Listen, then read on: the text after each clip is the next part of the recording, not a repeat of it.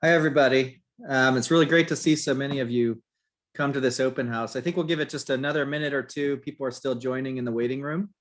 Um, but I am Corey Beeg. I'll be your host of this virtual open house.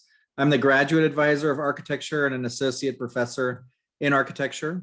We're also joined by Dean Michelle Addington, who will give you some welcoming remarks. There she is. And Uli Dongle is also here. He's the program director of architecture.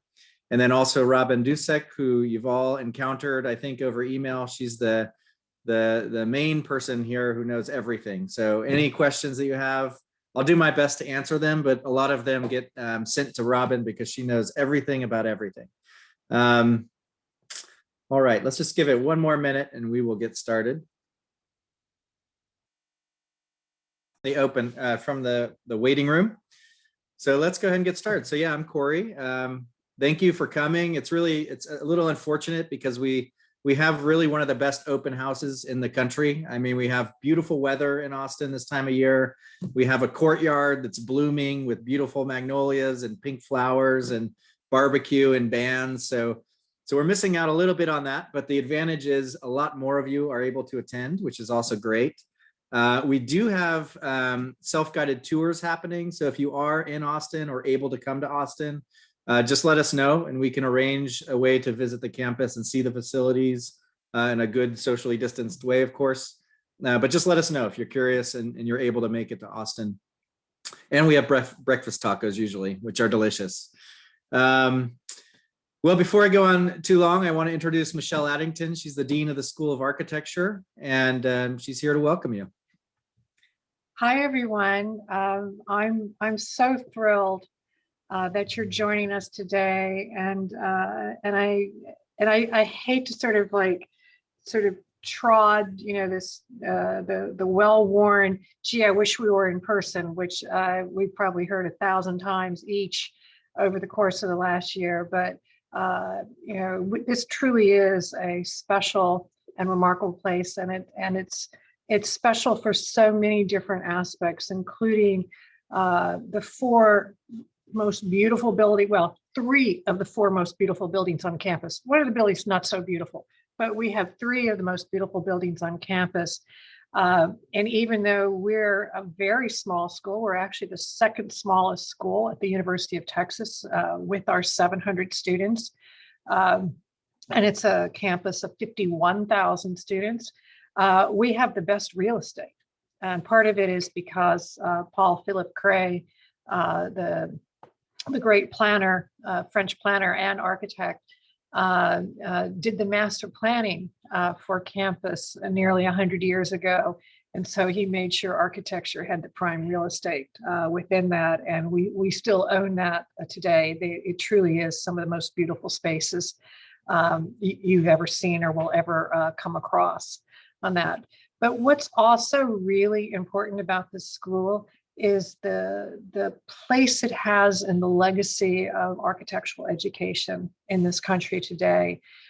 Those of you who've studied architecture before will know the story of the Texas Rangers, and this is not Walker, but it is the Texas Rangers were a group of architects who changed the way that architect was conceived of and the way that architecture was taught. And it started here in the 1950s with Harwell Hamilton Harris, luminaries such as John Haydock, Robert Slutsky, and others were all here. This was the brain trust that rethought architecture. And each of these individuals went off to different parts of the world and different parts of the country. And much of the way that we teach and think about architecture today has to do with what happened in Texas and what happened in these buildings in Texas in the 1950s. It's an incredible legacy to have, and it's an incredible legacy to live up to. And there's many ways that we are part of rethinking what architecture should be, needs to be for the future. And you'll be hearing more about that today. But sort of just a little bit of background for you to be thinking about, as you know, and as you've done from your investigation about where to go to school to architecture, yes, we're a top tier architecture school. For those of you who are trying to decide between different top tier architecture schools, there's a great deal that we have in common. Part of it is because architecture is a very small profession, and schools of architecture tend to be very small schools within their larger milieu. We all know each other. We participate on many things together. When reviews come up, many of us will be sitting on the reviews at other schools, as professors from those schools will be sitting on our reviews. We speak with each other all the time. So one thing that when you go to a top tier school of architecture, no matter which one you choose, you're going to be getting a great education. You can count on that you're going to be getting a great education. So you can't go wrong. You can't go wrong. So the question is, how can you go more right on this? And I don't mean politically right. What I mean on this is, how do you think about what then differentiates one school from the other, knowing that you're going to get great fundamentals no matter where you choose to go? What differentiates one from another? And start to think about what does differentiate the University of Texas at Austin from other schools. And there's going to be a variety of different things for you to think about as you find where should be your place to go to school. One thing that we have, and there's really only about 5 schools like this in this country, we have every single part of the built environment represented here in our school. Interior design, architecture, landscape architecture, urban design, community and regional planning, sustainable design, historic preservation, architectural history. Those are all distinct programs at our school. You will look at other schools and you'll find they might have 3, they might have 4. I said it's really only about 5 in this country that have that full sweep of sort of every single scale and every domain that you deal with when you are thinking about designing the built environment in that. And so, first of all, you've got that sort of astonishing breadth that we have in play. And one of the things that's really special about this particular school is that this is not about standalone differentiated programs. This is really about sort of understanding the linkages and the relationships among them. So many of our studios are fully interdisciplinary, as well as the opportunity when you're taking advanced studios to be able to say, I think I'd really want to focus on a landscape architecture studio. I'm really interested in the way that interior design addresses certain aspects of dealing with materials. You'll have that opportunity here. You'll have that opportunity to partner with, collaborate with, explore all of these different dimensions of what it is to actually make something for the built environment. So that breadth is astonishing if you think about it. And those interdisciplinary opportunities are astonishing if you think about it. But then it also comes down to the fact that we are here in Austin, fastest growing city in the United States, with all of its difficulties coming into bear, all of its incredible potential, and everything is sort of laid bare for us as a laboratory. And you'll hear at so many different schools about the fact that they are dealing with a living laboratory. Perhaps the university is a living laboratory. Perhaps they have a certain relationship with their community as a living laboratory. We have as our laboratory for real the entire city and region, and we are actively involved. We work closely with the city on a variety of different analyses, scenario development, anything from completely rethinking downtown Austin, what downtown Austin could and should be in the future, to completely sort of like upending the way that people think about affordable housing, particularly as we're dealing with a city that has a fast growing tech sector that's building out in that tech sector and erasing much of the cultural heritage that exists in the city moving out and gentrifying many of those who have been here for decades, if not a few centuries. Sort of, it's reshaping the way things are, and not all for good on that. How do we sort of like really challenge what some of those issues are in our role as the set of people who are making the decisions? We're making a great deal of decisions about what's happening in our city, and we're fully engaged with that. And part of that idea of agency is not just sort of hear about Austin, but the relationships that we have throughout. Our relationships, particularly with Mexico.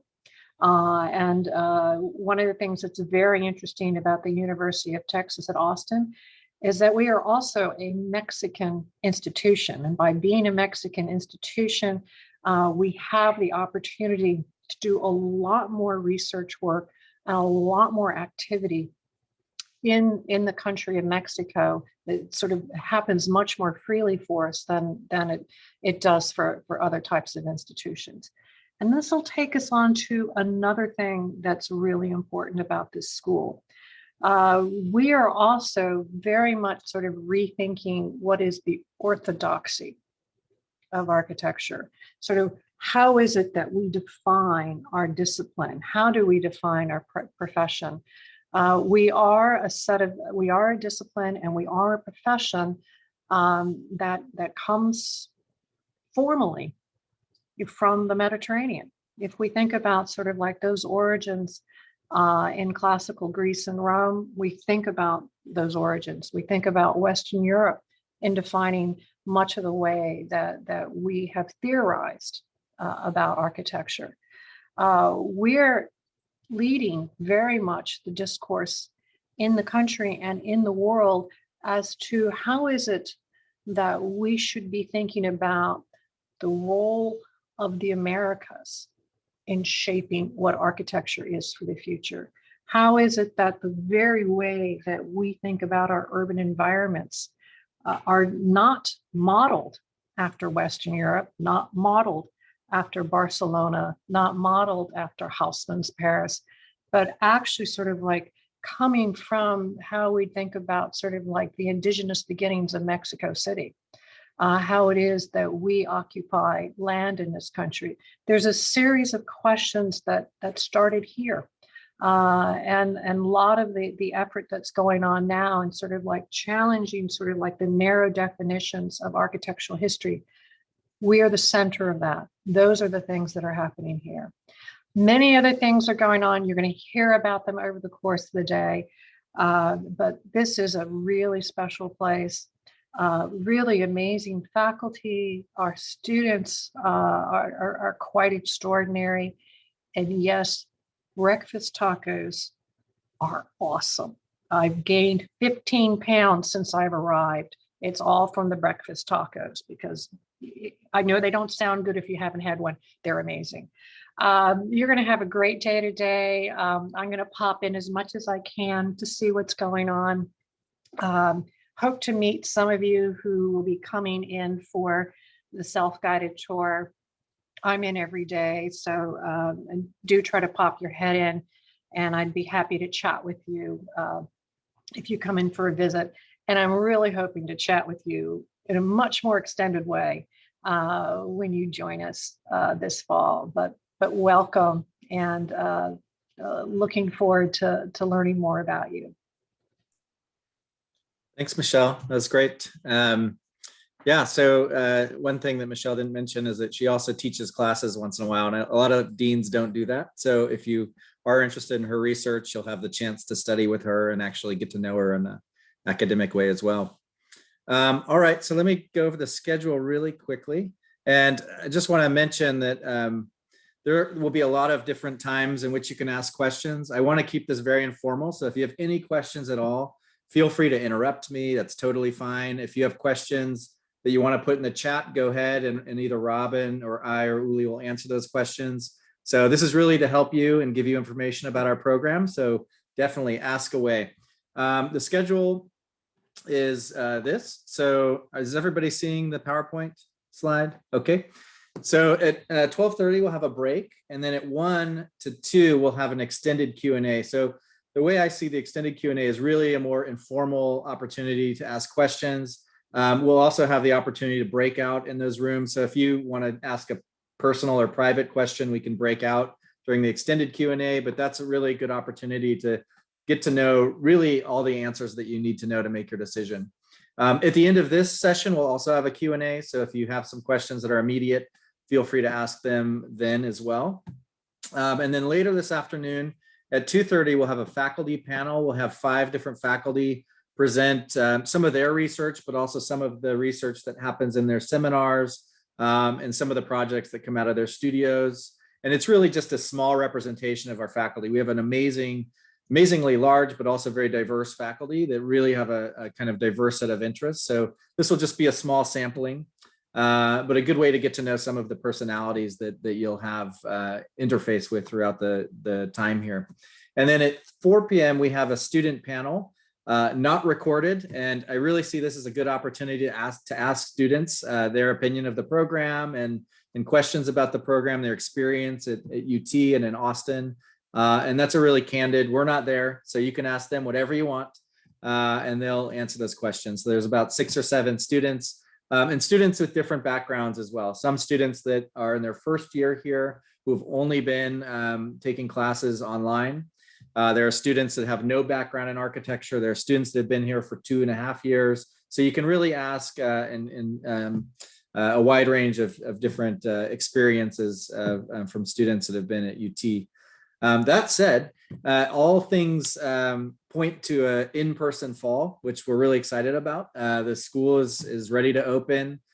We've been really great. And this is one thing that Dean Addington didn't mention. She has a history working at places like NASA and DuPont. So we've had an expert in-house on how the transmission of these kind of viruses happen. So we've been a really safe school the past year.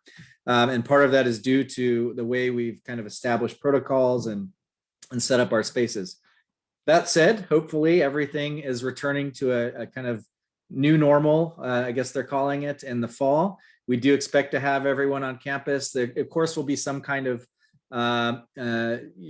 new kind of condition where some things might still be done virtually, but mostly we will be interfacing in person in some kind of way. So I just want to point that out in case you're wondering. It's a question that's come up a lot online, so I just wanted to address that. The other thing I want to show is we have 2 virtual open house website links that will show you sort of tours of the facility. So if you're not able to make it to Austin, you can go to the website and tour different facilities that we have, including our robotics lab, our technology lab, our material library, and also studio spaces. And then we have an architecture virtual visit that also includes samples of student work and faculty work. So if you're curious about what students are producing at UTSOA, you can see some samples of that work. And also we made a bunch of faculty videos with faculty introducing themselves and talking a little bit about what they teach. So the site is here. Hopefully you're all seeing this. Yeah, okay. So if you follow this link, we'll send you this link as well after this open house so that you can just click on it. But this is the web page for it, and you can see there's some information, tours of the facilities, so you can go through the library. We do have the most beautiful library on campus. That's a fact, actually, but it's called Battle Hall. It's a really beautiful space. It's connected to one of our buildings. We have a great archive of historic material that's really interesting to look through. A materials lab, one of the biggest in the country. In our material lab, I'll talk about it a little bit more later, but it's really a unique thing that we have at UTSOA in that it's a collection of materials that one might be used to in an architecture office, but it's also a research center. So Jen Wong, who's the head of the materials lab, will also often bring in experts in some kind of material, whether it's hempcrete or building with mushrooms, or any kind of new emerging material technology. And they'll come in and students will actually engage with the material, build something with it, and spend a whole day kind of working with their hands with that material. So that's a really exciting lab that we offer. We also have a technology lab, so all your kind of traditional computers, AR, augmented reality, virtual reality resources, robotics, of course. So we have 2 KUKA robots that also engage a rotary table so they can actually collaborate and work together. So a lot of different resources depending on what you're interested in. The Build Lab is our more conventional shop lab with woodworking tools and also welding tools. And then our ugly building, which is the West Mall building, does have an amazing interior. So we recently renovated our interior to be a really state-of-the-art classroom space. This is where we usually hold the open house. So you would see this when you come in the fall. But the space is equipped with these really state-of-the-art teaching spaces that have cameras built in around the room. They have LED screens, really large screens. And so you're able to actually connect through this kind of high-tech technology to people outside of the School of Architecture and beam them into the room on these different monitors, and there are microphones all over the room so everyone can talk and have a conversation with that person who's beamed in virtually. This is actually a good time to use these rooms, and we'll be activating them even more in the next year, but they're really amazing classrooms. And so you can kind of look through here, really great review space as well. Okay, so and then can I mention yes. one thing on that page before you click up Absolutely. at the top? There's a image of students that links to student testimonials if y'all want to hear from some of our current students as well. That's great. And then there's also, if you click here over on the left, there's a link to architecture, which will open up this page. And so this is more specifically architecture related. But here you can find a Flickr page of student work, so you can swap through different images here. And then also faculty work. So just some selected faculty work examples. And then there's also a link to faculty boards that has even more information about faculty. In 2019, we hosted a conference, a really large technology conference called Acadia, which is the largest technology conference in the world in architecture. And we hosted it at UT. It was the last in-person conference really since the pandemic hit. And so we made a video, a kind of film about that experience. We had amazing keynotes like Tom Main, the Pritzker Prize winner, obviously from Morphosis, and then Dominique Jacob, who runs an office in Paris called Jacob McFarlane. And then also UN Studio, which is a really important firm in Amsterdam. We also have a bunch of videos. So a lot of our faculty recorded short little videos about their research and work. So feel free to look through those, and it'll give you a good sense of who we are and what we're about. All right, so just to go a little bit over the program. So as Dean Addington mentioned, we're not departmentalized. So a lot of schools will have a department of architecture, a department of landscape architecture. We have programs, and it's just one school of architecture. And so what that allows for is our students in architecture, and this could be for the MArch degree or the MAAD degree, the Master of Architectural, Advanced Architectural Design degree, can take classes in all of these other programs. We're all within the same building. So if you're interested in an interior design class or an architectural history class that's not part of the core curriculum, then you can actually choose these other classes as part of your open elective sequence, which is really exciting. A lot of schools don't allow that kind of crossover, but here we're all interconnected and we work closely with each other. You'll often find in the advanced studio sequence, sometimes you'll have a co-taught studio with someone from architecture and faculty from landscape architecture, and then often those studios actually travel. A few years ago, we had one that went to Ecuador. So these things are common in our advanced studio sequence. And that said, you can also take a studio specifically with someone in a different program. So oftentimes we'll have a faculty in interior design teach an advanced studio, and that is an option for you if you want to take that studio. Our school is structured with a dean. So Dean Michelle Addington is the head of our school. We have 3 associate deans. We have Cisco Gomes, who's the associate dean for academic affairs. Associate dean for research and technology is Alan Shearer, and the assistant dean for student affairs is Charlton Lewis. I think Charlton's here. I think maybe just introduce yourself, Charlton. Charlton is really your primary contact for anything that's student affair related. Yes, I will introduce myself. Hello, everyone. I'm Charlton Lewis. I'm Assistant for Student Affairs, as Corey said. Welcome to the School of Architecture here in Austin. It's a fabulous place. I did my undergraduate and graduate work here as well, so I'm a bit biased, I will admit.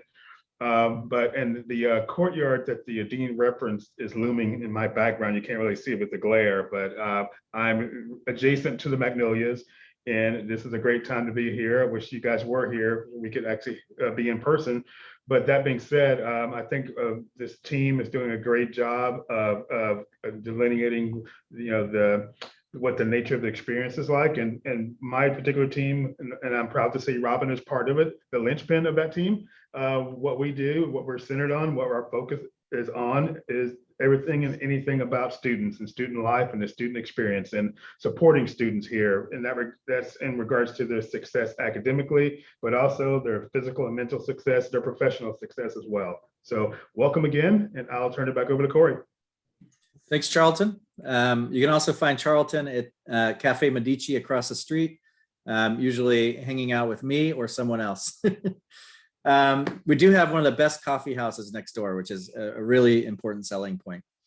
The next is Program Director Uli Dongle. So every program has a director of the program. So you'll interface a lot with Uli. I think Uli's also here if you want to introduce yourself. Yes, hi, and thank you, Corey. And you might tell from my name and my accent that I'm not from Texas, but I got here as fast as I could. And yeah, it's really easy. I come from a cold climate. It's easy to get used to the warm weather. So don't let that stop you. In fact, I brag to my family back home that I can't remember the last time was when I wore a jacket. So I don't want to speak long, but I want to highlight a couple things that Dean Addington and Corey Beek have touched upon. One, we're not departmentalized, but then also our faculty in architecture is very pluralistic in terms of their interests. So there's really not one singular doctrine or agenda that we follow. So there's a large variety of research interests. We have a lot of practitioners that teach here. We have fantastic history teachers. We have fantastic theory teachers that do obviously publish in those realms. So we have a really broad spectrum of what constitutes scholarship here. And I can't imagine that there isn't something that you're going to find, that there is something that you're not going to find here that you might be interested in. Also quickly touching upon Austin, being in Austin, I was educated in Germany, and then I have a master's degree from the University of Oregon, which is great school, go Ducks. But it was in a small town, fantastic town. But what I found, what it was lacking, kind of that it was not large enough to support significant architectural practice, and I found that to be a difficult scenario studying architecture, that you can't just step outside and look at fantastic work, or even can draw upon the fantastic body of practitioners that we have here in town, that we invite as reviewers, that we invite as visiting lecturers to come and teach. So we really have that design, a really lively, active design community to draw upon. And then the city, as Dean Addington was mentioning, as a laboratory, kind of at all scales of the built environment. And in addition to that, we've got 3 other major cities that are 2 to 4 hours driving distance away: San Antonio, Dallas, and Houston. Beyond that, it takes a long time to drive anywhere else from Texas, but we're in the center of Texas. We're in Central Texas, and we've got these other 3 fantastic cities really, really close by. So I just want you to keep that in mind as you kind of make your decision where you might want to study. Certainly loved where I went to school here in the US, but that's, it's a factor that you might want to consider as well. So I'll keep it short. You'll hear a little bit more about my research later this afternoon in the faculty panel. Thank you, Corey, for having me, and excited to get to know you guys a little bit more today. Thanks, Uli. Yeah, I'll add, I've lived in, San Francisco, LA, New York, St. Louis, all over the place, DC. And I've never lived in a city that's been changing so dramatically so quickly. We just the voters just passed a resolution to expand the public transportation. So suddenly we're going to have a whole train network over the next decade that will start being expanded on. So really it's a city that's developing into a major metropolis. You can see the roots of it already happening. A good example is to watch the movie Boyhood. I don't know if you've seen it, by a local director, Richard Linklater, but he filmed that movie over 10 years in Austin. And so you can see in that 10 years, just the transformation of the city. And that was 10 years ago. So it's actually even transformed exponentially more since the end of that film. And I've never seen anything change so rapidly as the city, which, like Dean Addington mentioned, has its problems, of course, but we engage those problems, but it also has opportunities. So it's really an exciting place to be. Okay, so yeah, I'm your graduate advisor. So I'm going to be the person you interface with if you have any questions about your program of work, which classes to take, any kind of issue you have. I have advising meetings regularly throughout the year, but I'm also available, if you just need to meet separately outside of those times. Obviously, you've received emails from me or messages about your admission. So feel free to respond to those. If you have any questions that I don't address here, I'm happy to be of any help you need. So just let me know. And that's true, honestly, of all our faculty. So if there's a person on the faculty and you're interested in their work, just let me know. I'll share their details, and I guarantee they'll email with you. We're very open, very friendly, and easily accessible here. Okay, so the next is the graduate office. So you've met virtually Robin. She's the Assistant Director of Student Affairs. So she works with Charlton, handling most of your student affair needs. We also have a graduate program coordinator, Natalia Morgan. Are you here, Natalia? Yes, I'm here. I'm here. Yeah, could you introduce yourself quickly?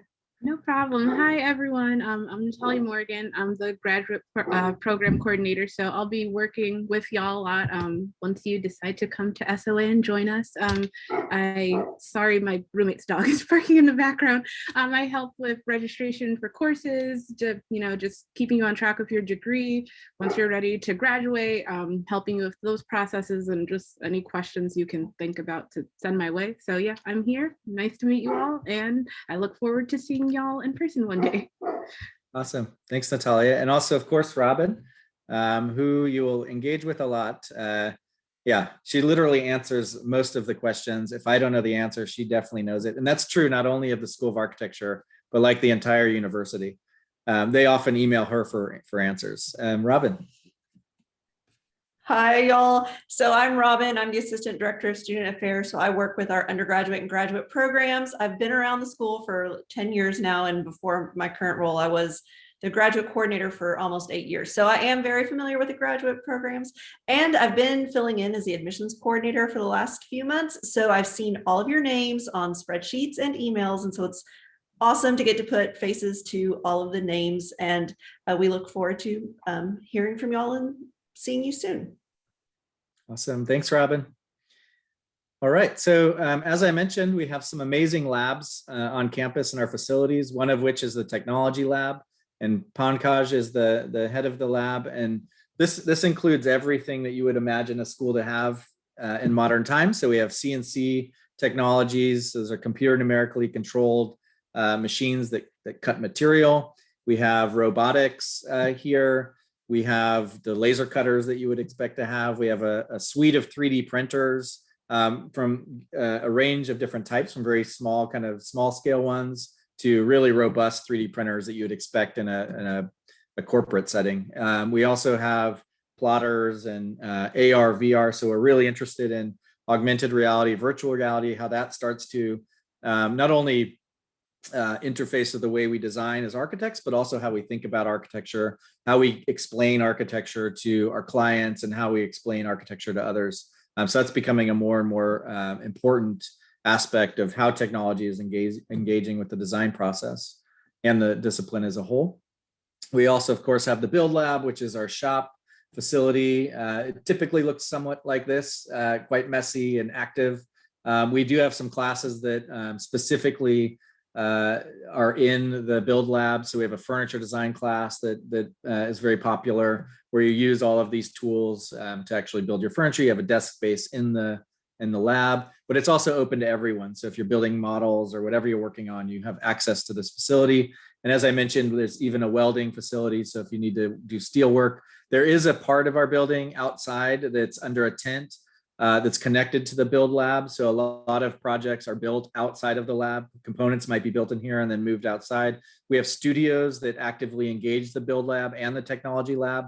Coleman Coker is one of our faculty who every other semester builds a real project, a real to-scale project, usually down in the Gulf Coast. It could be anything from a bird blind to a picnic shelter, but students often prefabricate that here at the School of Architecture and then ship it down to the site to install it. And so a lot of people use the build lab for that. We also have a materials lab that I mentioned. This is one of the workshops that was just before the pandemic, and you can see students actively engage with the material and the actual material research. So it's not only a facility for housing materials and displaying materials, it's also for working with your hands and involving getting involved with materials. Oftentimes, a faculty teaching a studio might use a material as part of the studio, and so people will work and learn about the material before they start the design process here. And Jen Wong is the head of the materials lab. She also is a faculty member, so she teaches classes in this area as well.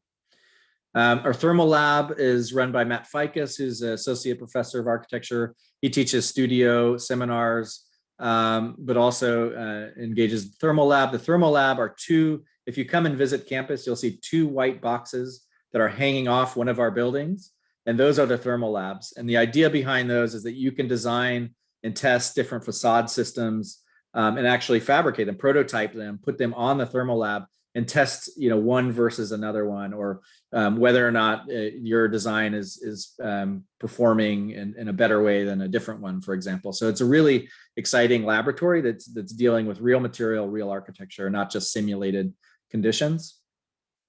We have a Center for Sustainable Development. This is our research wing of the School of Architecture.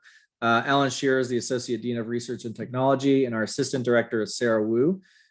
If any faculty or students have a research grant that they've applied for or fellowship, then it's usually run through the Center of Sustainable Development, who then help you shape what that research trajectory will look like, help you organize the material for that grant, and are active in helping you actually find money and find grants for research. So faculty will often work through the Center for Sustainable Development on a research project, which then includes the hiring of students. So if you ever hear GRA, that stands for Graduate Research Assistant. And that's a position that is a student position that works directly with the faculty on their research. And these are positions that just open throughout the year. So if a faculty member starts a research project and needs student assistance, they'll do a call for a GRA position. These are paid hourly, and they're often paid at a pretty good salary or a good hourly rate. And then you'll apply for that position, and then some students are selected. So there are a number of these throughout the year, and you just keep your eyes open and for the email announcements, and then you apply for them, and then usually interview and then get the position. There's also the Center for American Architecture and Design, which is a sort of a center within the School of Architecture. And the idea of the center is to really investigate or create a symposium or some kind of book or publication around a very specific subject. So there's a managing director, Leora, and then a board of directors who are made up of different rotating faculty members. And often a faculty member will come with a proposal for a symposium, or there's a selection process for a fellow for that particular year that's focused on a very specific topic. In this case, you can see Uli there. This is a symposium that he ran on timber. And so they bring in world-renowned professionals and academics in that area, and then have a symposium, often a 1 to 2 day symposium where they discuss different topics, do presentations. And the final result of the symposium is usually a publication or a book that is actually really well done and award-winning oftentimes, with the information from the conference, but also from essays that are contributed from people from all over the world. So this is a really exciting thing that happens outside of our typical lectures and events. sequence. So we also have a series of lectures throughout the year with amazing architects from all over the world. Zoom has really expanded that as well. But even despite Zoom, when we have lectures in person, we have a really amazing lineup every year with Pritzker Prize winners. For those of you who don't have a background in architecture, Pritzker, I've mentioned it now twice, is like the Nobel Prize of Architecture. It's given to the most influential firms in the world. And so, this last year, I think we had 2 Pritzker Prize winners come. The year before that, we had 1 or 2. So we're always engaging with these, internationally renowned figures through our lecture series and through events like this. We also have, this is actually in Mebane Gallery, which is a really great exhibition space. So we have continual exhibitions throughout the year, usually 3 to 4 exhibitions that are in this space that are curated by faculty with student involvement often. The next thing we have, and this is really unique to the School of Architecture here, is our professional residency program. And I believe Nicole's here. She's the director of the PRP program. And so she can give you a little more information about this. Nicole? Sure. Thank you, Corey. Hello, everyone. I have the pleasure of being the director of the professional residency program, which is our internship program at the School of Architecture. And I can tell you it's a long-running program. I usually say 40 years, but I'm realizing we're really coming up on 50 years, which is quite amazing. And it's over that time, we've established great relationships with firms across Texas, across the country, even across the world. It is an academic honors program. So if you go to the website that's listed here, that's on the UTSOA website, you'll see information about courses and eligibility and things like that. But we work with upper level students, so advanced level students, and about 50 to 60 a year will do 6-month internships. And so the 6-month internships run a long semester and a summer. So right now we're working with about 35 students, and we're placing them for a start date in June, and they'll finish up in December. Also, if you go to that website, you can see the list of most recent firms, but we've worked with over 300 firms over time, and we're always interested in connecting with new firms as well. The other thing that I should add is we do information session the first Friday of every long semester. So at the beginning of the fall semester, that first Friday in the evening, we'll have an info session, and you're welcome to come to it before you're actually planning on going residency. So you can just hear about it, hear more information about the process, how to apply, the firms that we work with, and so on. It's a fantastic program. I've really enjoyed getting to know the students, helping them with their portfolios, helping them apply to firms, discussing types of firms that are out there, and also getting to know all of the professionals as well, many of which are alumni of this program of UT. So I hope that you consider this. It's something to plan for as you move into your academic studies. And if you're interested in finding out more, please go ahead and go to the link. Oh, the other thing that I'll add, I think is a question that comes up quite often. How are things going right now with COVID? Actually, we've done really well. We have 22 students that are currently out from Copenhagen to Seattle to New York to here. Many of them, we have some that are completely in person. We have some that are in a hybrid situation, and then we have some that are doing more remote work. And we're actually seeing that transitioning now, where more people are moving back into the office full time as well. So I'll just add that. Thank you, Corey. Great, thanks, Nicole. Yeah, the PRP program, it's really amazing. I've taught at a number of schools across the country, and I've never seen anything like this. It gets your foot in the door on some firms that otherwise are very difficult to find jobs in. And these are firms from all over the world. And even if you don't see a firm listed within previous PRP positions, we'll make that introduction for you. So if there's a firm that you want to work at that we haven't placed someone at before, we have a whole group of people working to help place you in that office. So It's a really great program. I would recommend it if you're interested, but definitely email Nicole if you have any questions about it. She would be more than happy to help you. Awesome. Thanks, Nicole. So we also have a great career services group. It's the director is Julie Latcham. I don't know if Julie, are you here? I am here. Okay, so I'll let you take it over. But Julie is the head of our career services. Okay. So I can't share my screen, but I can just talk through if that's. Oh, perfect. Oh, no.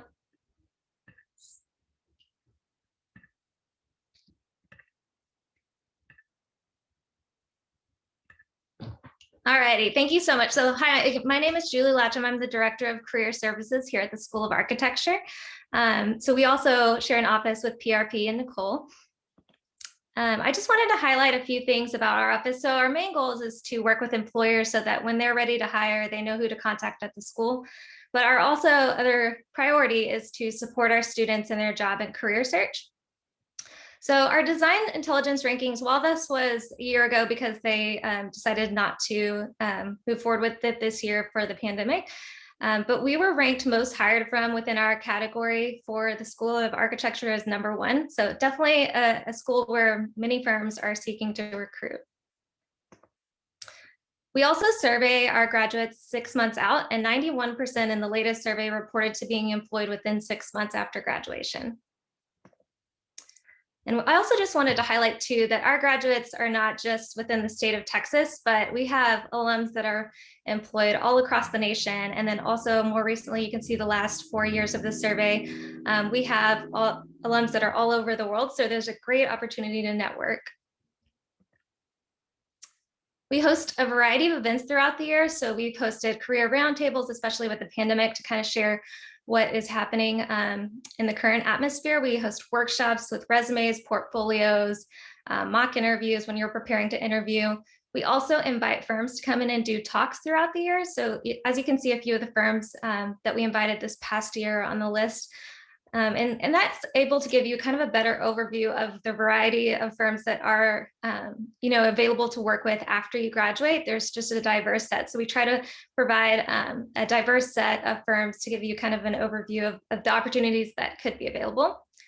And then we host an annual career fair each spring. This is what it looks like in person.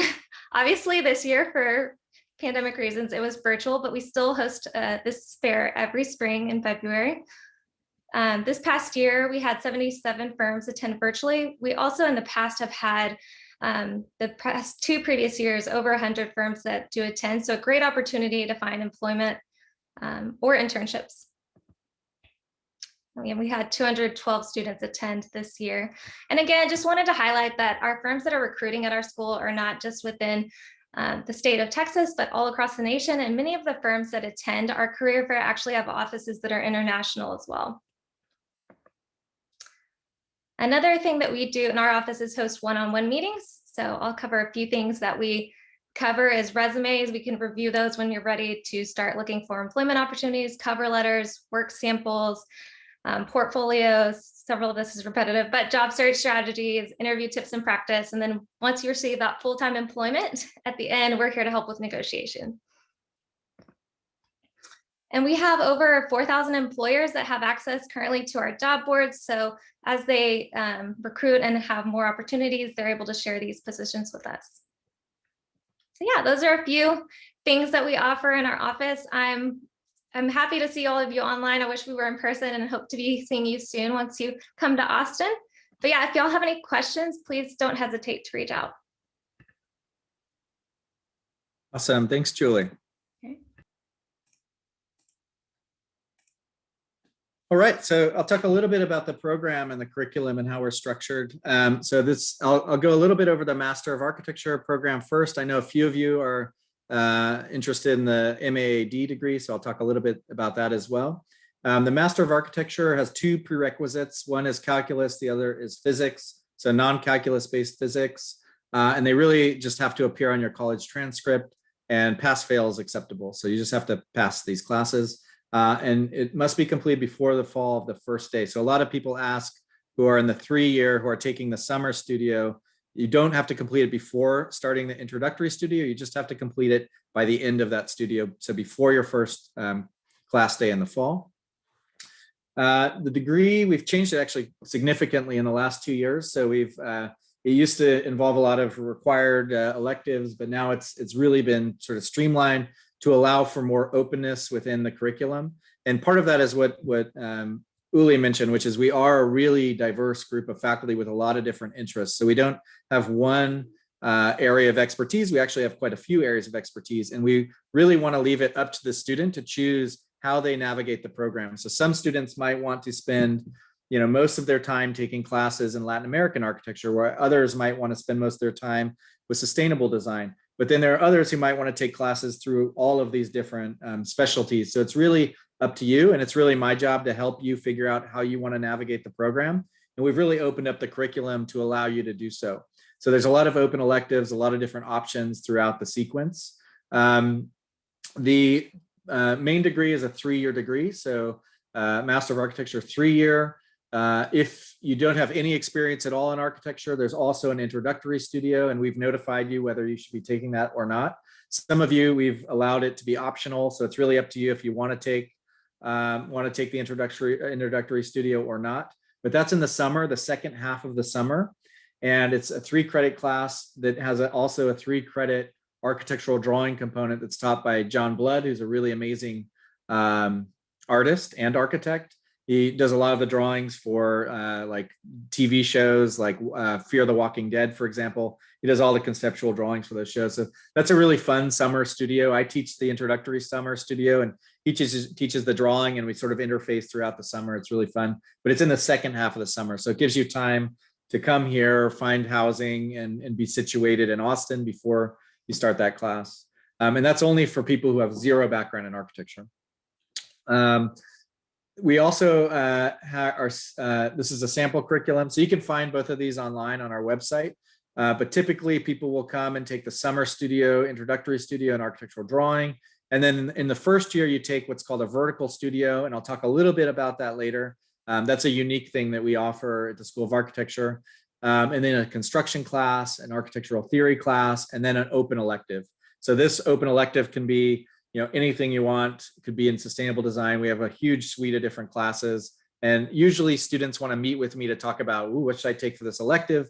And I'm totally open to help you make that decision.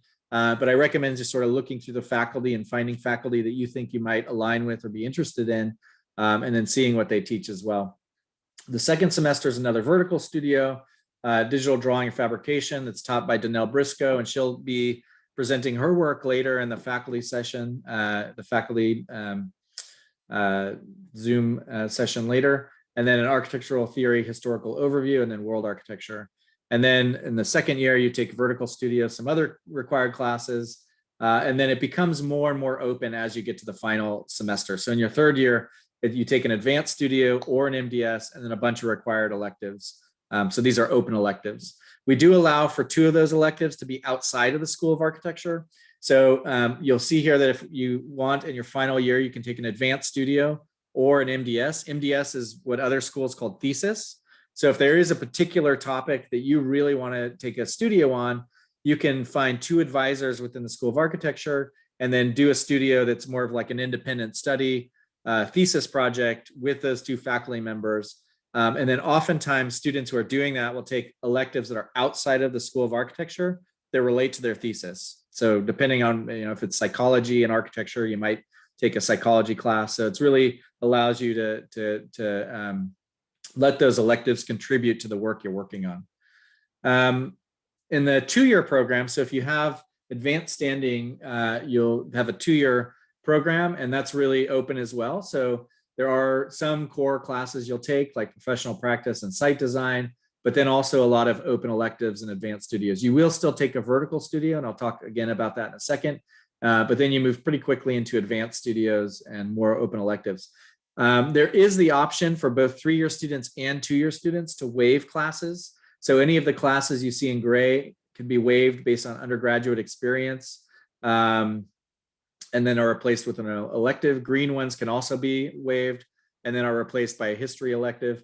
But if you waive a class, you just replace it with an elective. So a lot of students will come in already having taken a pro practice class or site design. So you can waive those, and we have a process for waiving, and then you can replace those with open electives of your choosing. So it really even opens the program up even more. You can see in the background, by the way, I've included all these photos of our experience here at UT. This is our Jessen Lecture Hall. So back when we're in person, this will be full of people, and we'll have usually really kind of amazing lectures in this space. Fits over 300 people. And so that's a really exciting kind of venue that we have on campus as well.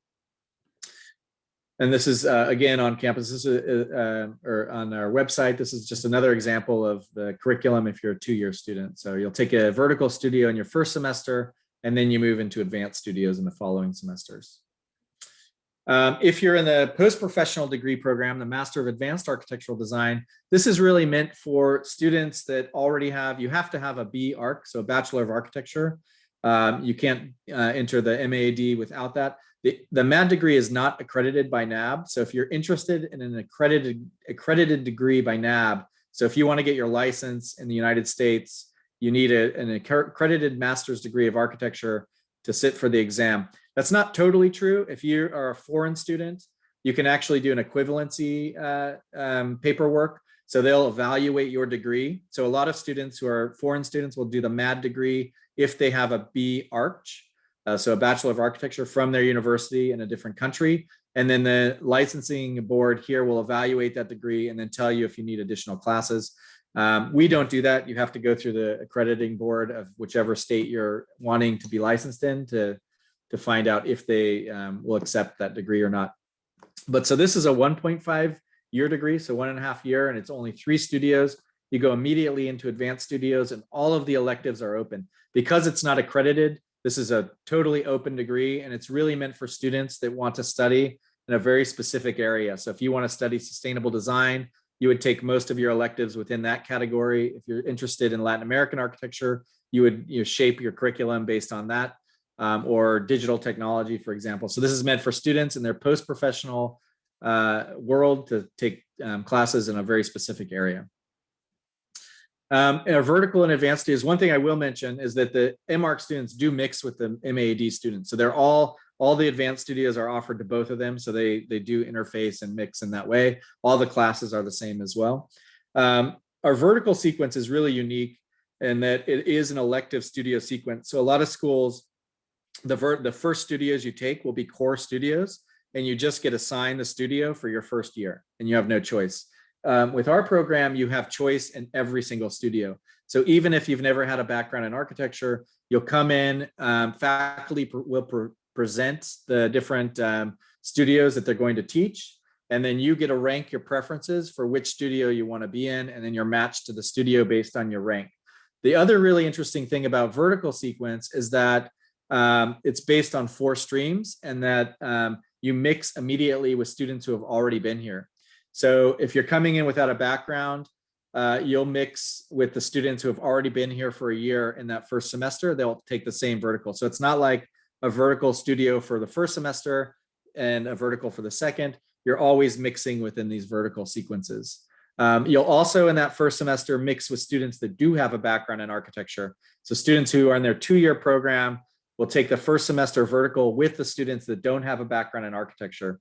The idea behind that is that you can start to mix immediately with people that already have an experience in architecture, students that have already been here for a year, and then students who do have a background in architecture will get to mix with students that don't have a background in architecture. And it's really interesting exchange of ideas. Everyone brings different ideas to the table, and it's really kind of a really interesting environment for just exploring and researching ideas that you wouldn't typically think of in architecture.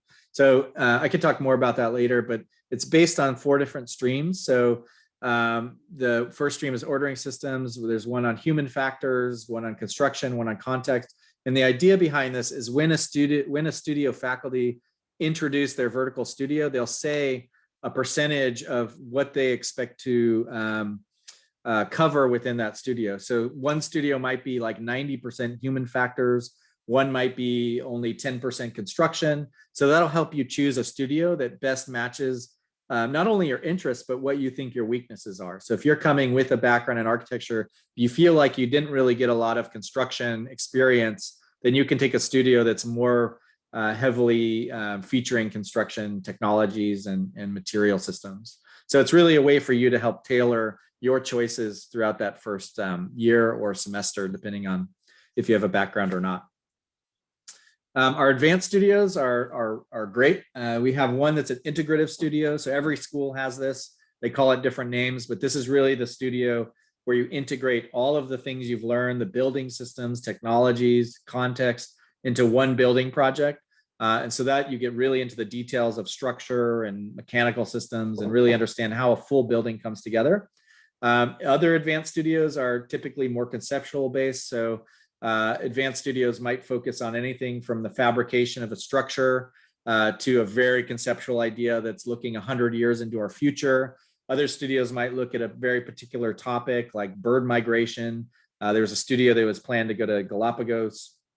Other studios might travel to Tokyo and look at the context of Japan and create a project there, and then go back to Japan and then back to Austin to do the work. So there's a lot of variety of these advanced studios. As I mentioned at the beginning, sometimes landscape faculty will teach studios or interior design. So you might even have hybrid programs connecting with an advanced studio.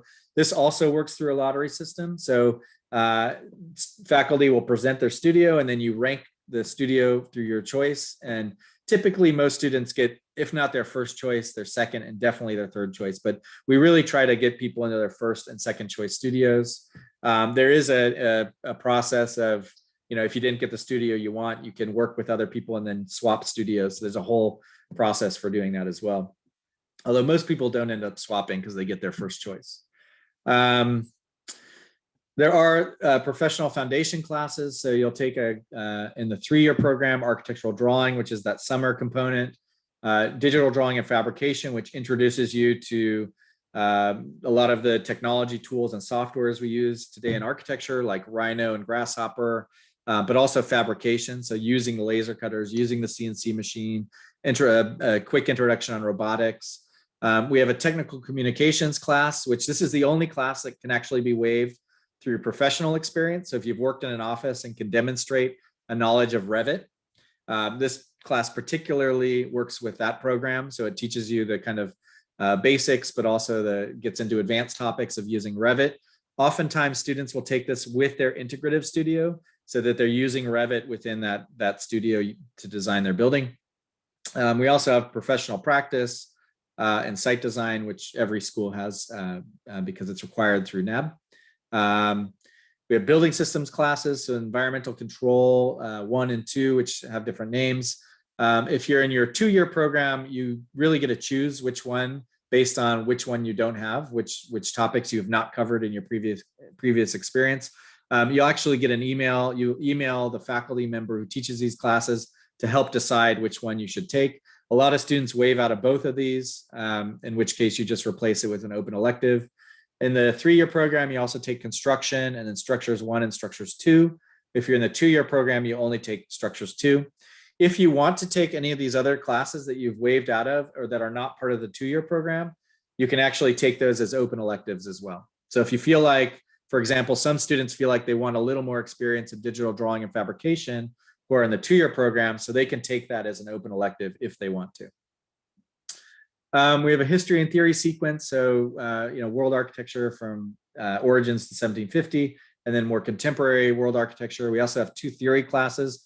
Our contemporary issues class is very unique to our school, and that it's a very different way of teaching that class. There's 3 different professors, and each of them actually approach it very differently, but it's always based on actual buildings and real buildings. So they demonstrate theoretical ideas through the actual design and construction of actual buildings in the world. So it's a pretty interesting class taught by 3 faculty members. This, by the way, is the Charles Moore Foundation, which is part of the School of Architecture. So we have a lot of events at this very strange house.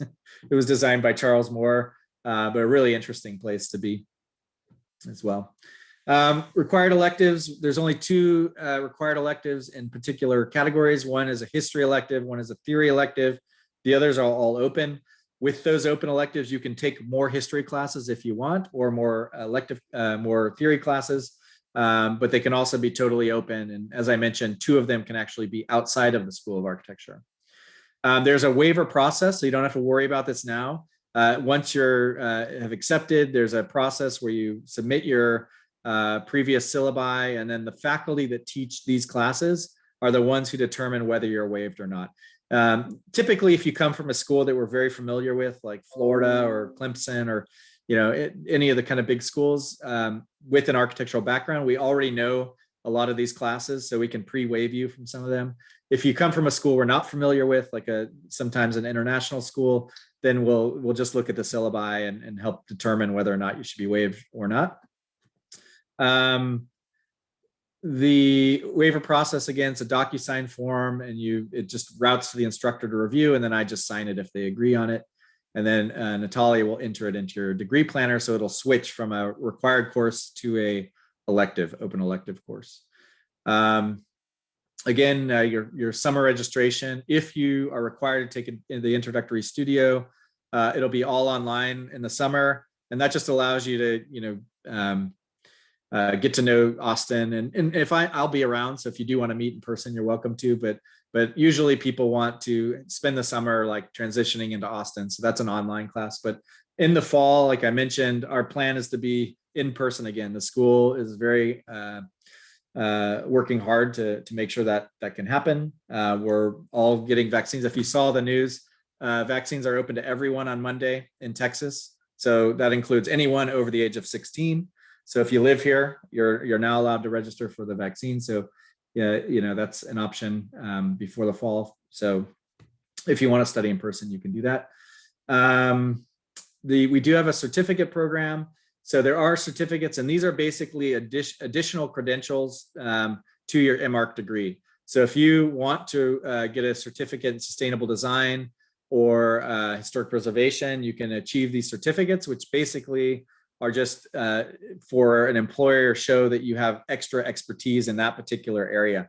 There is one graduate certificate, and this is a transcriptable certificate in Latin American architecture. If you achieve this certificate, which just means taking classes within this specialty, you will actually see on your degree an MArch, but also a certificate in Latin American architecture.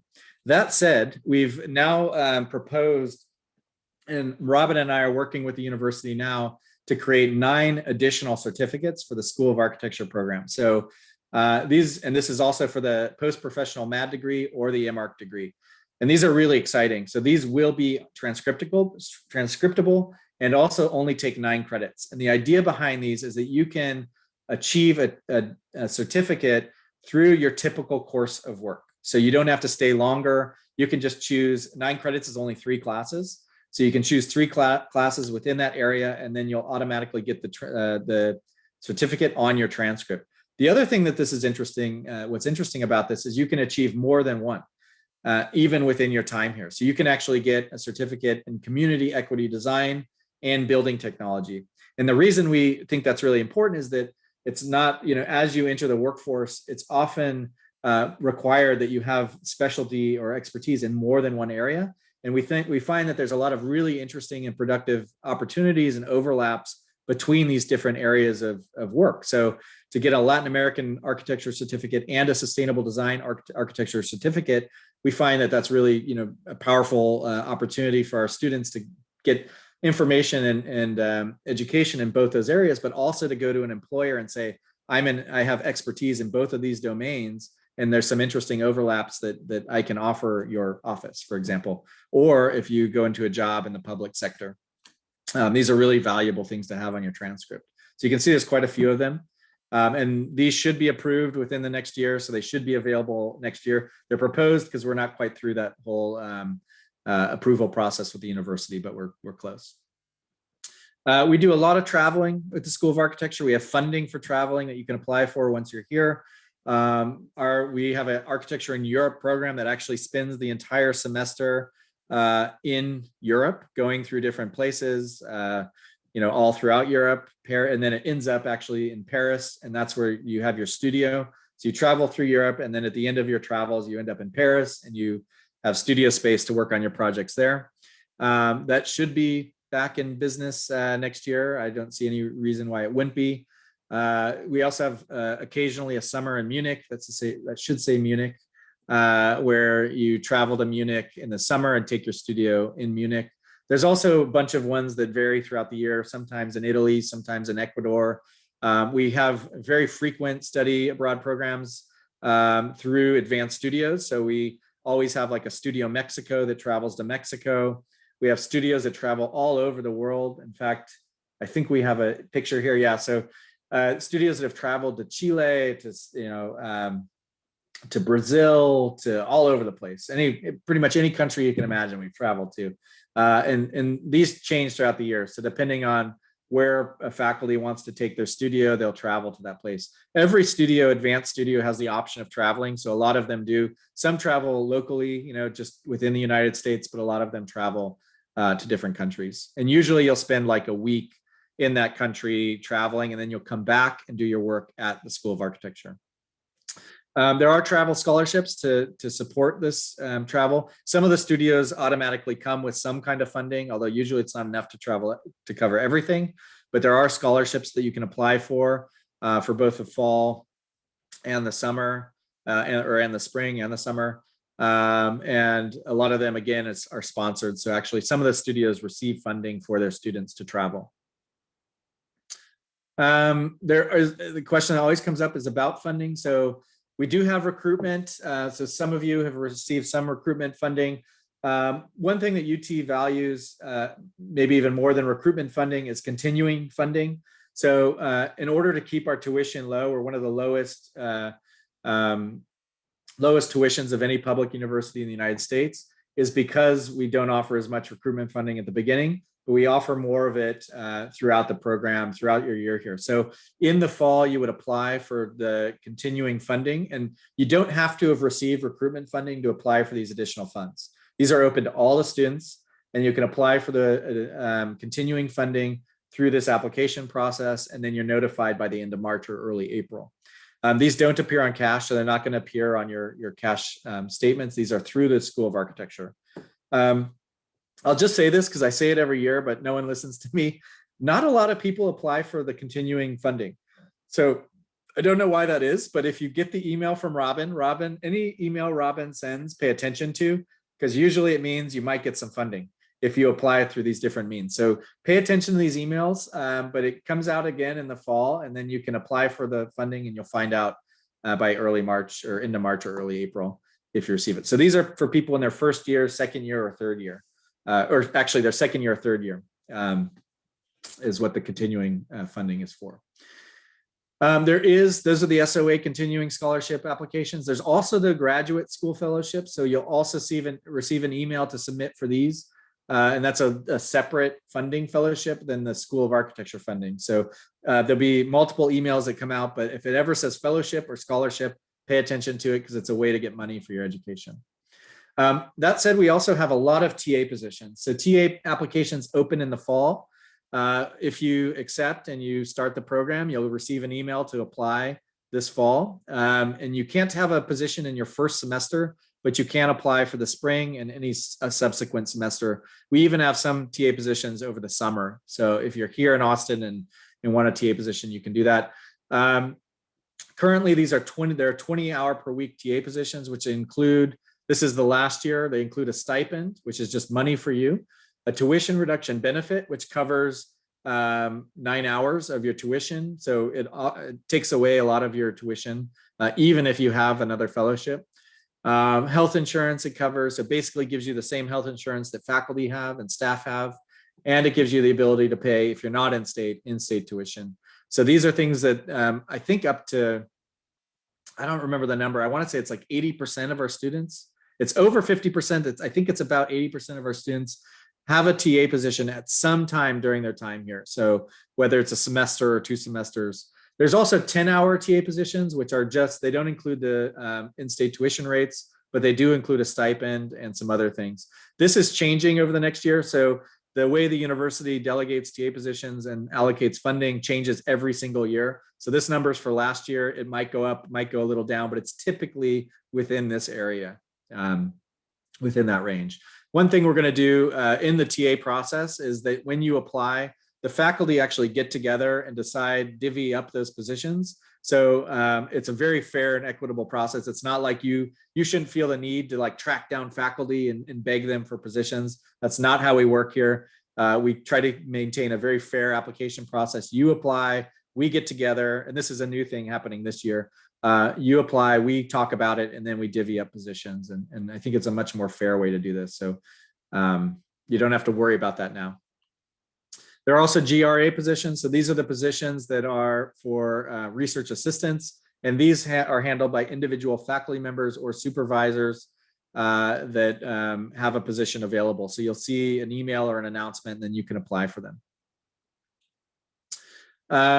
Texas residency, we do not handle Texas residency. That's through the university. So if you have any questions at all about whether or not you're a resident, you should contact them, the residency officer, and we can send that email out. You can ask Robin or Natalia or myself, and we can send you the link, but they're the ones who determine residency. We have no control over that. It's totally university run.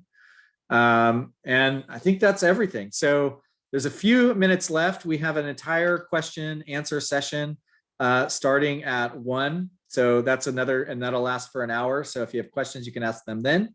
But while some of us are here, they won't be part of that answer session. We're here to answer questions. So if you have any questions whatsoever, I'll open up the floor now. And you can ask in the chat, or you can turn on your mic or raise your hand. Either way works for us. I wonder, is Nicole, are you still here? She might not be here anymore. It's great to see all you. I wish you were here. Right now we'd be having barbecue in our courtyard, and there'd usually be a band, which is awesome. Our weather is actually perfect today. It's like 80 degrees. Uli mentioned that the weather can be, it's always sunny. If you saw the news, we recently had the huge like weather event in Texas, which we are not good at handling. So our power shut down for like 2 days. That is a once in 100-year event. So we've had it, we're done with it. While you're here at the School of Architecture, you won't have it again, I promise. You'll have all good weather. So a question about the 9 certificate programs. Yeah, so the idea is that there'll be, it's an opportunity for all of you. Even if they're not approved by the fall, they'll be retroactive. So if you're attending and you took a class in the fall and the program isn't approved until the spring, we'll count the fall to that certificate. So don't worry about it. But yeah, the idea is to have all of these available in the fall. The only one that might not happen until the next year are the historic preservation ones for various reasons, but all the other ones should be available in the fall. And actually, Robin and I are meeting with them in a week or so to get this approved. So hopefully we'll have news about this even before you start school here. But these are really exciting. I don't know any other school that offers these certificate programs. And we're kind of the first trial at UT in general. I think one other program, petroleum engineering, has a few, but this will be a really interesting pilot program for the university as a whole. The process for declaring a pre-approved certificate program. So if you're interested in like the graduate certificate in the Latin American architecture that already exists, then I would put you in touch with Fernando Lara, who supervises that certificate. That one has a lot of credit hours that are required. So it really makes a lot of sense to talk to him at the beginning to know how to navigate the program to achieve that. However, Fernando proposed 2 new certificates in Latin American architecture that are only 9 hours. So that might start to replace the longer graduate certificate, which I think is like 20 something hours. It's a much longer one. So if you get the 9-hour certificate, I think most of us will start pushing you toward that direction because it'll be easier to achieve in your time at UT and it won't delay your graduation. If you take classes, each of the certificates has a series of classes that are approved for that certificate. And so if you take 3 within that certificate, you get the certificate. So there's no need to worry about, oh no, I forgot to say that I wanted that certificate. If you take those classes, you'll get that certificate if you want it. If you don't want it on your degree, you don't have to have it. But if you want it, you can add that to your degree. Can you talk about, can you talk a little bit more about ways to prepare for the residency program while you're ineligible during your first year? Yeah, so the residency program, I mean, it's really amazing. The way it works is you have the info session. So even if you're not eligible in your first year, you should go to it just to see how it works. But the idea is that you pick a few offices that you want to work at. So big architects or wherever you want to work, anywhere in the world. And then we sort of look through your portfolio. Nicole and her team look through your portfolio, and then we'll talk with their connections at that firm and help place you. If it's a firm where a lot of people want to work, they'll only take usually one or two. So you usually rank a series of firms, and then chances of you getting one of your top 3 firms is high. You might not always get the firm of your choice, the first one, but you usually get one that you want to work at. And it is paid. And so that's really important. It's not a free labor kind of internship that a lot of places offer. You actually get paid. You go work full time in the office. You're not studying at that time. You actually go work there for a semester and a summer. So it's a long experience. You get a lot of, experience at that firm. And then one thing that's really important to us is we have different categories that we expect that firm to expose you to. So you're not just going to be in a model shop working in models. You're not going to be in a back corner working on stair details or bathrooms. We expect the firm to bring you to client meetings, to introduce you to all the different aspects of being in an office. So it is a really interesting experience. It's very different than just working at a firm. If you just get a summer internship, often you'll be doing just one thing at that office. But they actually, expose you to a lot of different features and aspects of working in a firm. And it also ranges, like we've had people work at firms of only 2 people and firms of 500 people. So it's not just limited to big corporate offices. Like people work for all different kinds of offices, all different sizes. And yeah, if there's an office that you want to work for that we haven't placed someone at, we'll make that first introduction and we'll reach out to them and explain the program to them. And it's a really big value for them as well. So they always appreciate it. And then also, a lot of people do end up working at those firms. So you'll go and you'll do your PRP at the firm. You'll come back and take a final studio and some final classes. And then oftentimes you'll go back and work at that firm. That's pretty common. So I'm not keeping up with the chat. Are there some other ones in there?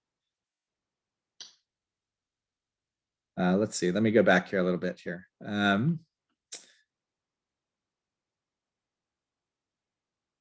So with recruitment funding, for right now, you don't apply for it. There's a team of people that are evaluating the amount of funding we have. And so there is a chance that funding does become available between now and April 15th, in which case we notify you, you don't have to apply for anything. But that does happen. So, if you didn't receive recruitment funding, there's still a chance that you might. One thing I will stress is that no school in the United States can ask you to make a decision before April 15th. So if you feel like you're being pressured by a school, that's really unacceptable, actually. And you can let me know and I'll contact that dean. It's really unacceptable. It's a national rule that we've all agreed on.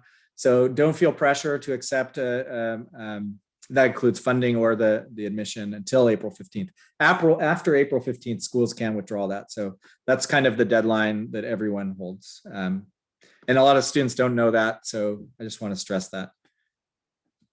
Okay, next one. Summer student drug classes.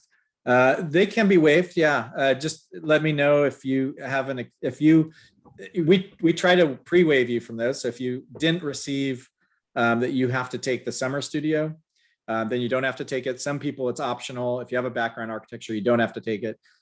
If you feel like you shouldn't have to take it, yeah, you can email me and we can look at your portfolio. We base it on the portfolio and your studio experience. So that's really what it's based on. So just email me about that. Residency program, extend total length of the degree. It can't be after graduation. It has to be, maybe Robin can correct me if I'm wrong, but I believe it's a fall or summer, and then you have to come back for at least one semester, is the way I understand it. Right. So it's either a summer and a fall or a spring and a summer. So there's a summer in one side or the other. And yes, it is a program requirement that you have to return and complete one more studio here. It does tend to push your graduation back by a semester. There are some people, especially in a 3-year, we have more time where you can take some classes during the summer, like the summer that you're not doing PRP. We do offer summer classes. So we offer a summer studio, we offer summer seminars, summer electives. So a lot of people will, if you want to really graduate on time and do like a travel abroad or PRP, they'll often take summer. But honestly, most students, in my experience, that want a TA and do the PRP tend to extend their time by a semester. It does not increase your credit hours. It just increases your time because you take less credits. But some people will TA and then only take one studio, one seminar. It's really up to you. If you have any questions about that, then you can ask me and I'll advise you based on where you want to be and what you want to do. But it really, our program is like super flexible depending on how you want to go through it. If you want to make it longer, you can. If you want to do it all in the short amount of time, you can. It's really up to you. And that's one reason we have so many open electives, is because we want people to be able to choose their own path through the program. Common for students to continue working part-time. So yeah, so some people do. I don't personally recommend it. If you don't have to work part-time, I wouldn't, just because the studio experience is such a rich one, and you know, studio, there's no like time limit. It's not like taking a test, studying for a test. It's really what you put into it. So the more time you put into it, the more you'll get out of it. And so that's why I recommend not working, because working can take up a lot of valuable hours for working on your own projects. But people do it. And if you do it, I would recommend just taking less classes. So take a studio, part-time work, and maybe one open elective. You have to take at least 9. Is that right, Robin? 9 is the minimum to be a graduate student and receive like financial aid or all these other things. So you have to at least take 9, which is 6 credit studio and an open elective or required elective. But you can take, you can take more if you want to. Semester abroad studio offered for all these programs. Yes, yeah, it is. With the MAD student, I don't think we've ever had an MAD student ever do it. That's the only thing. That's the semester abroad studio, so the Europe program. And that's also open to BARC students. So that is a mix of both MARC students and BARC students. I do think it's open to landscape. I don't know if they do it. I don't know about landscape, interior design. I don't know about the other programs. I know it's mostly. Interiors has definitely been a part.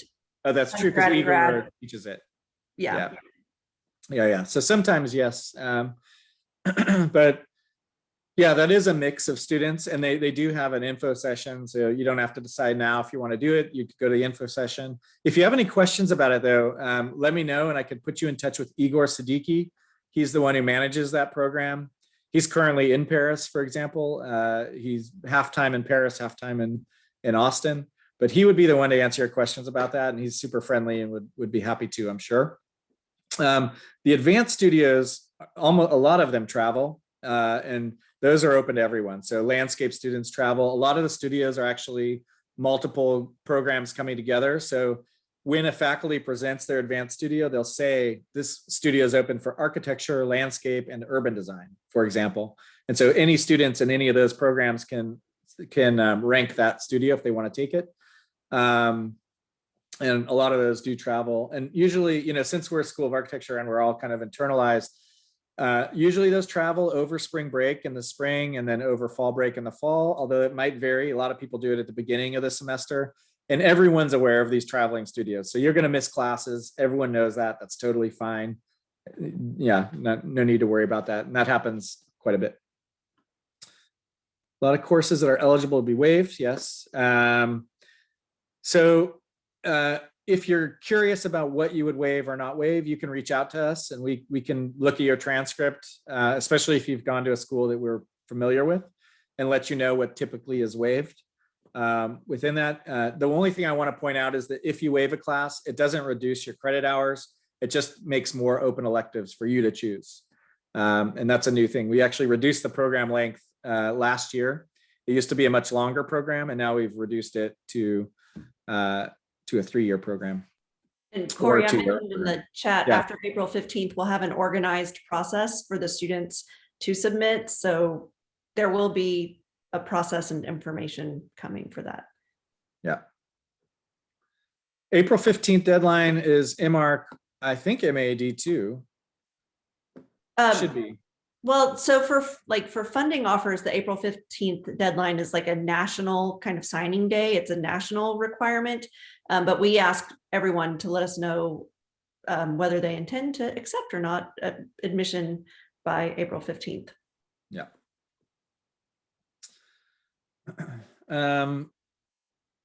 Shakespeare's been offered only in the fall. Yep.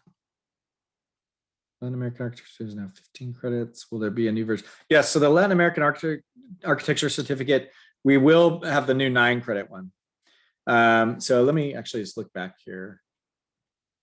So there'll be Latin American architecture as a 9 credit certificate. There's also political, social, and cultural histories of architecture, which is run by Sarah Lopez, which also does a lot of work in the Americas. So some people, the idea is that you could get both of those certificates if you're really interested in that area of expertise. So you could get 2 certificates for 18 credits within the electives that you have. Some of them are, you can actually, if you have a class that counts for 2 certificates, you can actually count 1 class for 2, right? Or no, can't do that. Okay. I feel like there's, you can't double count, but you can count 1 core class toward a certificate. That's it. Yes. Yeah, that's it. So there are some core classes like digital design and fabrication, which automatically counts to digital technology. So you'd only need to use 2 electives for that certificate, for example.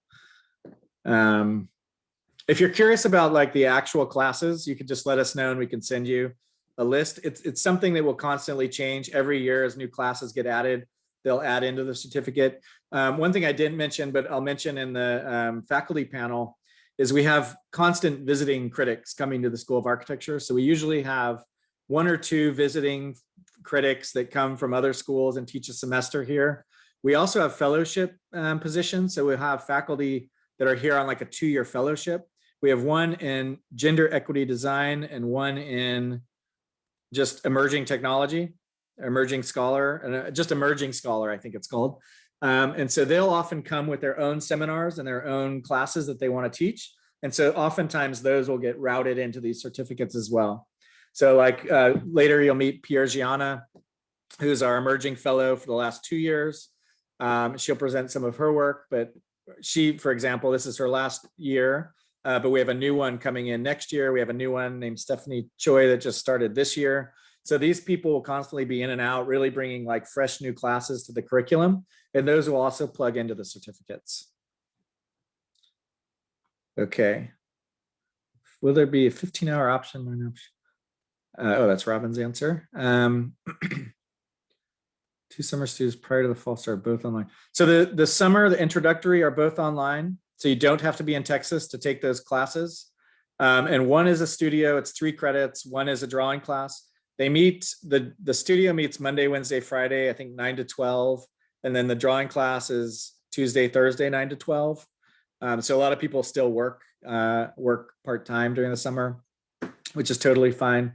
And they're really meant to be an introduction to architecture. I mean, a lot of it's just conversation, watching lectures. I do a lot of readings and we talk about the readings. And then there's also a design project that's part of it.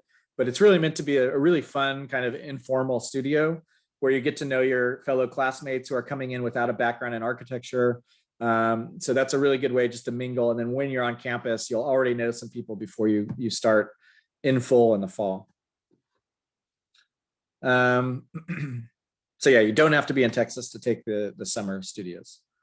And if, by the way, you want to take it and you weren't required to, you're fully welcome to. Just let me know. Corey, it's 12:35. Should we take a break and catch the other questions when we reconvene? Yeah, can we copy the chat, Robin? Yep. And then we'll pick it up. Yeah. Sorry. So we'll take a 30-minute break. So I don't totally lose my voice. And then we'll pick it up again at 1. And there's a different link for that Robin sent out. If you don't, it's the same link.